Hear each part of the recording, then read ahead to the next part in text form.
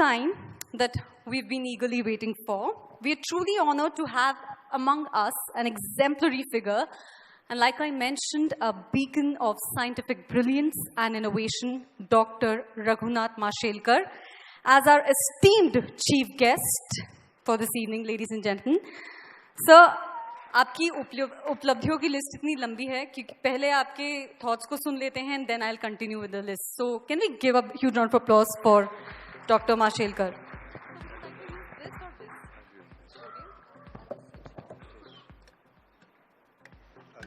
Yes, sir. Thank you. I'll just stick to my hand. Is this fine, sir? Yeah, this is fine. Good? Yeah.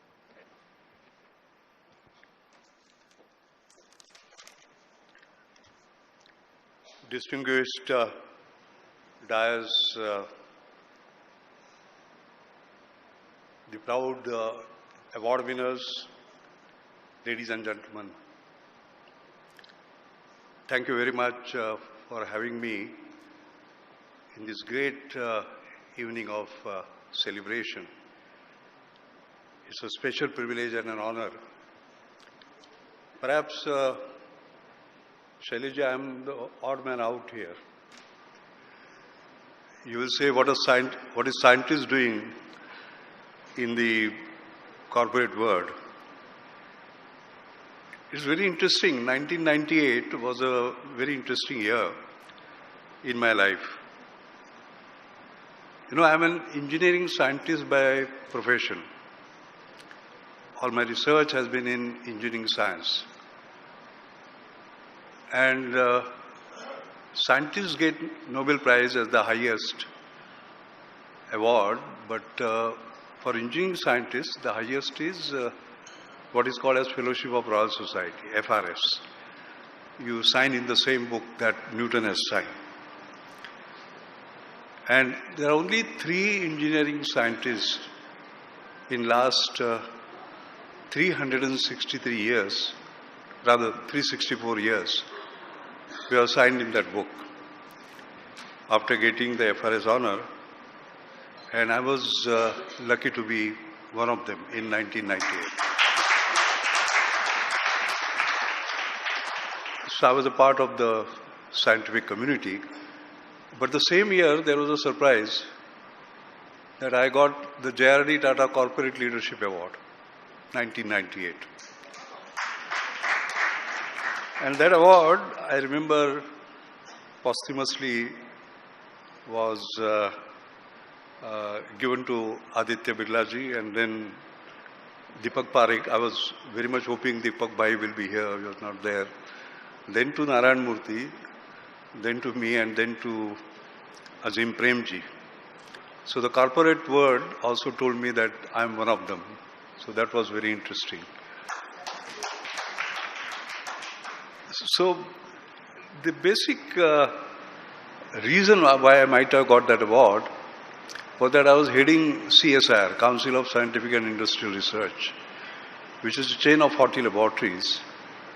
And its transformation during the 90s is recognized as one of the top 10 achievements of Indian science and technology by a scientist, Jayant Narlikar, in his book, In the 20th Century. But at the same time, this was appreciated by the corporate world because perhaps what we were able to do was to ensure that research is done in a business-like manner. There is a connect between research and innovation. Research converts money into knowledge. Innovation converts knowledge into money, bringing it together. Saraswati and Lakshmi. And that transformation was perhaps responsible for that award. Now, this is a corporate leadership summit. So I will just say that when it comes to leadership, there was a lesson that I learned early in my life, which actually is a very simple one, but a very important one. And I will tell you what that lesson was. Many of you may know that I was born in a very poor family. My father died when I was 6. I was born in a village called Mashel. My mother never went to school. She could barely write. read, and she brought me to Mumbai. I walked barefoot until I was 12. I studied under street lights. 2 meals a day was a challenge. And a breakthrough occurred in my life when during secondary school certificate exam, I stood 11th among 135,000 students. And that helped me to get Tata scholarship, 60 rupees per month. And that is how I am here today. That is how I could study. But an interesting challenge that my mother had was I went to a municipal school, studied in Marathi, and from 7th standard I had to go to 8th standard secondary school. So for the first time I was going to wear shoes, a uniform, and the other fees, it was 21 rupees. And it took my mother around 21 days to get it. And a housemaid who was her friend, working in a family in Chowpatty, gave it. But by that time, it was too late to get admission in a good school. And I went to a poor school. And ladies and gentlemen, that was a breakthrough in my life. Because that poor school had rich teachers. One of them was my science teacher. And he did not believe in chalk and talk. He believed in learning by doing, learning by seeing, and so on. And one of those days, he did an experiment, showed an experiment where he had a convex lens, a piece of paper. He took us out into the sun, held that convex lens, made it up and down, and at a point in time there was a brightest spot and the paper burnt. And when the paper burned, for some reason he turned to me and said, Mashelkar, like this, if you focus, you can achieve anything in the world. It's not about burning the paper, but it's something much more than that. That was a wow moment in my life. I said, science is so fantastic, I'm going to be a scientist. But at the same time, focus and you can achieve anything. But later on, I learned a leadership lesson. That is what I'm going to tell you. The leadership lesson is the following. If you look at convex lens, sun's rays are parallel. And what is the property of parallel lines? They never meet. What does convex lens do? It makes them meet. That gave me the leadership lesson. So when I became the director of National Chemical Laboratory, we had divisions, and divisions. Inorganic chemistry division, organic chemistry division, polymer chemistry division. No two divisions used to talk to each other. I said team NCL, one NCL. When I became the Director General of CSIR, 40 national laboratories, they wouldn't talk to each other. In fact, some of them would fight. We said nothing doing. Team CSIR, one CSIR. And by the time I left, there was a time when 19 laboratories were working together. Not only that, on 11 May 1998, which is later on was being celebrated as a technology day, I remember the 40 directors signing Team CSR Bangalore Declaration saying, India matters to us, we want to matter more to India. All right? That conference, what we need in the country today, what we need in the corporate world today is a convex lens leadership. What does concave lens leadership do? It takes us apart. Race, religion, language, and so on and so forth. So, ladies and gentlemen, a very simple lesson from my teacher is about convex lens leadership. Team India, One India, or any organization that you have, basically, we are talking about that. That's the first lesson. The second lesson, I would say, particularly in current times, is the VUCA word. VUCA is the new normal. Volatile, uncertain, complex, and ambiguous. We are just talking about Ukraine, and then we are talking about Palestine, and then somebody was telling me about Taiwan, what might happen. So we have to look at VUCA as a new normal. And therefore, resilience is going to be the key. In fact, I have a separate lecture on resilience and leadership, where adaptability, agility, autonomous innovation, resilient thinking is going to be the key. So please prepare yourself for VUCA. VUCA is not just going to go the geopolitical systems and so on. I think the third point, on a positive side as far as India is concerned, and your presentation was very inspiring, the Golden Decade presentation. I was in Silicon Valley. I gave the opening plenary talk in what was called as the GMG Excellence Award. And I actually, you know what was the title of my talk? India's emergence as an exponential inspirator. I love the word exponential. You use that, and I'm seeing that exponential happening, by the way. Things are changing very rapidly. In 5 years, in 6 years, in 8 years, basically. In fact, the story I gave there was the following. And that was about the lilies in a lake.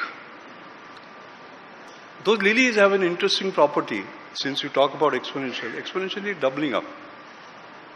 So they have a nice habit of doubling up. And on day 30, that lake is full. So on what day will it be half full? 29. 28 quarter. 27 1/8. And 26 1/16. 1/16 is 6%. So if you visit that lake on the 26th day, you will see 94% empty. So you will give it up. But you don't know they are doubling up. So within 4 days, that will be full. Ladies and gentlemen, India is a lilies in the pond on the 26th day. Just wait for 4 years. You talked about golden decade. It can happen even all. And that is happening. You take any sector, all right? The most unbanked country, you can see last year 42.6% of mobile direct transactions were done by India. Would you have imagined that? Just a few years ago? 5 years ago it was lilies in the pond, right? Today, we are number one. Look at startups, for example. 2016, we had 476 registered startups. Within 5 years, we had 70,000 in 2021. Of course, startup is a different story now. In 2023, as you know, the investments went down and there were certain things that there were headwinds, but we'll come back. But that is an exponential, amazing exponential. But what pleases me more is when we talk about unicorns. Until 2016, we had 1 unicorn per year. In 2021, 1 unicorn per week. And as a scientist, I have to be precise, it was not 52, 44. Of course, in 2023, we have not had that sort of a situation. That's a different matter. But that was exponential. And what pleased me most, and I'm very happy, is that I did an analysis. Do they all come from IITs? Do they all come from IIMs? No, 50% of them, Shailesh Bhai, came from Tier 3 cities, Tier 2 cities. Can we just imagine? That is democratization of wealth. So India is changing. I share. People call me a dangerous optimist, by the way. But I am dangerously optimistic. Only one last point I like to make while we are talking about the exponentials. India at 75, we have to also think of Bharat at 75. 70% is still in villages.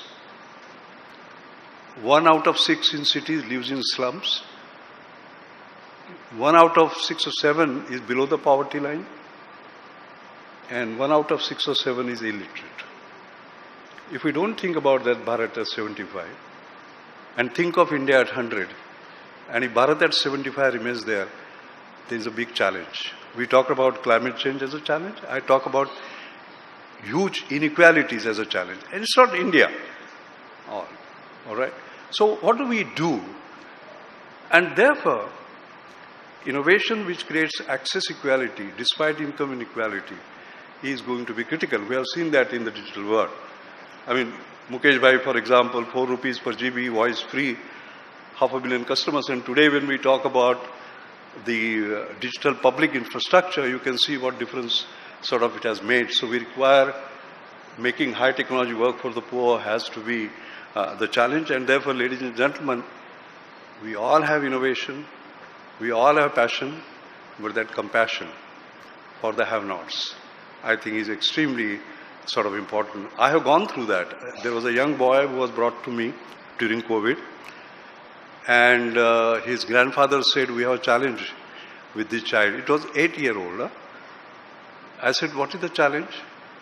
The challenge was that he said he knows everything. So I said, sit down. What is your favorite subject? He said, all subjects. But it was COVID, so I said, let's talk about biology. What is the difference between bacteria and virus? Perfect answer. What is mutation? Perfect answer. What is spike protein? Almost perfect answer. And then we went to DNA, and I had my iPad, and having a breakfast with the Nobel laureate Watson, I showed him, who is he? He couldn't recognize. Then I said, Watson. He knew Watson and Crick, which year, and so on. Then I said, which is the scientist who has got 2 Nobel Prize winners? And Madame Curie. Immediate, correct answer, Shailesh bhai. And then I said, no, even Linus Pauling has got it. That 8-year boy who had not gone to school for just 1 year tells me that no, Linus Pauling got 2 Nobel Prizes, but sir, the first one was in science, second for peace. 8-year-old. So I asked his grandfather and father, how come you are not scientists? How come he knows that? You know what he said? We gave him Google. Google is his guru. Now, this Ved Gujar lives in India at 75. The same week, there is one Shraddha Paul in a village near Satara, just a few kilometers from where we met. She committed suicide. Why? 15-year-old girl planning her own suicide. Why? Because she couldn't attend online exam. Why? Because she could not have an access. All right? Why? Because her parents were very poor. She lived in Bharat at 75. So, ladies and gentlemen, when we talk about corporate social responsibility, etc., I think each one of us has an individual responsibility to look at that Bharat 75 and then dream of Bharat at 100, India at 100. Thank you very much. I think let's give Dr. Mashelkar a huge round of applause. Stunning visual of India riding the wave of unicorns to the really jarring inequality existing in India. I think a very, very revertible kind of narrative curated by him. At